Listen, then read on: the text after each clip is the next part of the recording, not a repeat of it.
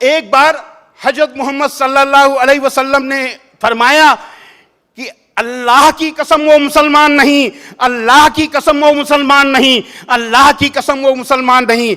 आपसे पूछा गया कौन है अल्लाह के रसूल?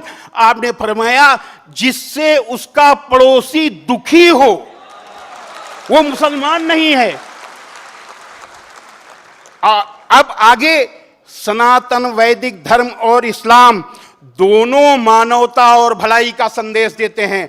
पहले हम श्री रामचरितमानस से कहेंगे, परहित सरिस धर्म नहीं भाई, पर पीड़ा सम नहीं अधमाई, निर्णय सकल पुराण वेद कर, कहूं तात जा नहीं को विद नर।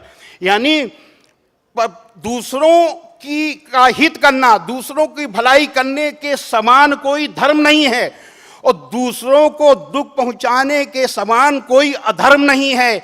और ये सभी वेदों और पुराणों का जो सिद्धांत मैंने तुमको बताया है, इसे विद्वान लोग जानते हैं। अब इस्लाम क्या कहता है?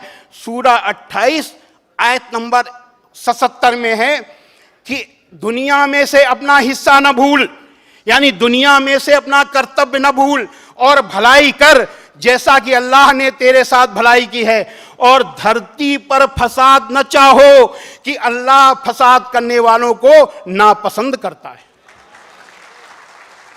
कुरान के अनुसार जन्नत का रास्ता नमाज से नहीं केवल मिलने वाला, जन्नत का रास्ता दुनियावी जिंदगी के अच्छे कर्मों से भी मिलेगा। नमाज भी हो और दुनियावी जिंदगी में अच्छे कर्म भी हो, ये मैं नहीं कह रहा, ये कुरान में अल्लाह का आदेश कह रहा है।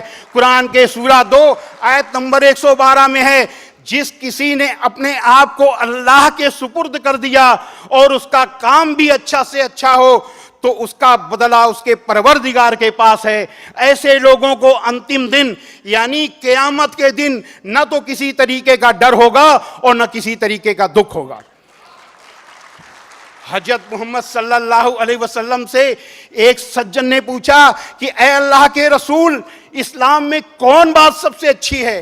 अब सुनिए कि अल्लाह के रसूल ने क्या कहा। भूखे को खाना देना और जान पहचान और गैर जान पहचान दोनों को सलाम करना, यह इस्लाम की सबसे अच्छी बात है। अब इससे बड़ी भलाई, इससे बड़ी अच्छाई और क्या हो सकती है?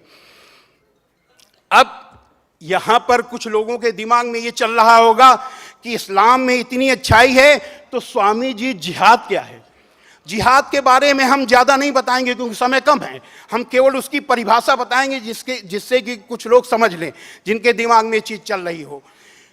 इस जिहाद की परिभाषा है कि असत्य, अन्याय, अत्याचार का विरोध करने के लिए और अपनी जीवन की रक्षा के लिए किया गया हर तरह का प्रयास, जिसका अंतिम विकल्प युद्ध है, जिहाद है।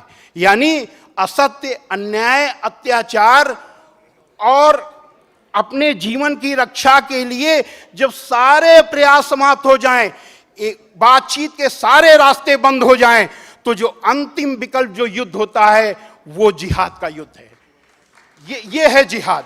और इसी से आप समझ लीजिए कि इस्लाम लड़ाई का मजहब नहीं है, इस्लाम बदला लेने का मजहब नहीं है, इस्लाम दिल जीतने का मजहब है।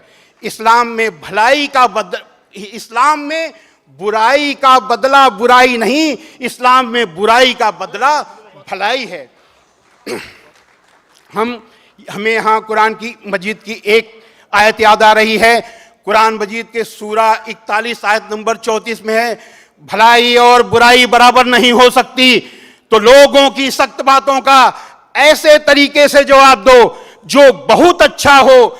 ऐसा करने से तुम देखोगे कि जिसमें और तुम में पहले दुश्मनी थी, अब वो तुम्हारा गहरा दोस्त है। हजरत मोहम्मद सल्लल्लाहु अलैहि वसल्लम पर कुरान उतरने के बाद आपके कर्मों में उतर गई, उतरने के बाद आपके दिल में उतर गई, और दिल में उतरने के बाद आपके कर्मों में उतर गई। आपके एक एक काम अल्लाह के हुक्म के अनुसार हुआ करते थे। आपका एक एक कदम अल्लाह के हुक्म के हिसाब से बढ़ता था। आपने अपने पूरे जीवन में किसी के लिए कोई कड़ी बात नहीं की, किसी का दिल नहीं दुखाया और कभी भी बुराई का बदला बुराई से नहीं दिया। मुझे यहाँ एक घटना याद आ रही है। एक बुढ़िया माई, आप जिस रास्ते से जाते थे, वो बुढ़िया माई वो गैर मुस्लिम थी, वहां पर रहती थी। वो इतना चिढ़ती थी कि आपके ऊपर कूड़ा फेंकती थी। एक बार लगातार 3 दिन कूड़ा नहीं फेंका। हजरत मोहम्मद सल्लल्लाहु अलैहि वसल्लम ने सोचा कि बुढ़िया माई कहीं बीमार तो नहीं हो गई, उसने मेरे ऊपर 3 दिन कूड़ा नहीं फेंका। वो उन्होंने आवाज दी, माई माई। बुढ़िया माई ने पूछा, कौन? आपने कहा, मैं मोहम्मद। इतना सुनना था कि बुढ़िया माई बहुत जोर से नाराज हुई, बोली, ए मोहम्मद यहां कैसे आए? आपने कहा, माई आपने 3 दिन से मेरे ऊपर कूड़ा नहीं फेंका, मैंने सोचा कहीं आप बीमार तो नहीं हो गई, मैं आपको देखने चला आया। इतना सुनना था कि बुढ़िया माई फूट फूट कर रोने लगी, ए मोहम्मद आप कितने अच्छे हो, मैं कितनी बुरी हूं। मैं आपके ऊपर रोज कूड़ा फेंकती थी और आप मेरा हाल लेने आए हो। और अंतिम समय बुढ़िया माई आपकी अनुयायी बन गई। हजरत मोहम्मद सल्लल्लाहु अलैहि वसल्लम ने बुढ़िया माई की बुराई की वजह से बुढ़िया माई से लड़ाई नहीं की, बुढ़िया माई से बदला नहीं लिया, बल्कि अपने अच्छे आचरण, अच्छे अमल से बुढ़िया माई का दिल जीत लिया। हजरत भलाई और बुराई बराबर नहीं हो सकती, तो लोगों की सख्त बातों का ऐसे तरीके से जवाब दो जो बहुत अच्छा हो। ऐसा करने से तुम देखोगे कि जिसमें और तुम में पहले दुश्मनी थी, अब वो तुम्हारा गहरा दोस्त है। हजरत मोहम्मद सल्लल्लाहु अलैहि वसल्लम दुनिया के सबसे अच्छे इंसान थे। ऐसा ही इंसान न कभी पैदा हुआ है और न कभी पैदा होगा, न भूतो न भविष्यति। ये है इस्लाम। और ऐसे इस्लाम में धर्म की राजनीति करने वाले कुछ लोगों को क्या दिखाई देता है? आतंकवाद दिखाई देता है।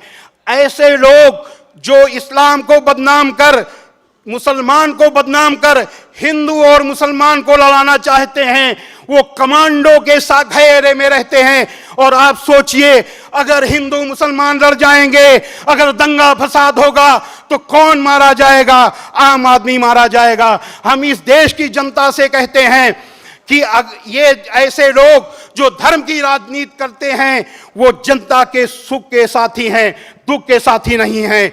साथ ही इनकी पार्टी के कार्यकर्ताओं से भी हम कहना चाहते हैं कि ये इन नेताओं की ये जो धर्म की राजनीति करते हैं, जो देश को तोड़ना चाहते हैं, जो डिवाइड एंड रूल की पॉलिसी से देश को बर्बाद कर देना चाहते हैं, ऐसे नेताओं की आदत है कि ये आपको जिस समय आपके ऊपर किसी भी तरीके की मुसीबत आ जाएगी तो आपसे किनारा कर लेंगे। इसलिए आप भी समझ लो कि जो लोग सत्ता पाने के बाद, जो सत्ता में आने के लिए आपका उपयोग करते हैं, जनता से तरह तरह के अच्छे अच्छे वादे करते हैं, लेकिन सत्ता पाने के बाद जनता के वादे भूल जाते हैं और कार्यकर्ताओं से दूरी बना लेते हैं, कार्यकर्ताओं का काम नहीं करते, कार्यकर्ताओं की कोई इज्जत नहीं करते। ऐसे लोगों से अब कार्यकर्ता भी दूरी बना ले। यही सबसे अच्छा जवाब है इन लोगों को हटाने का और इन लोगों को सत्ता से दूर करने का। नहीं, ये देश बर्बाद हो जाएगा।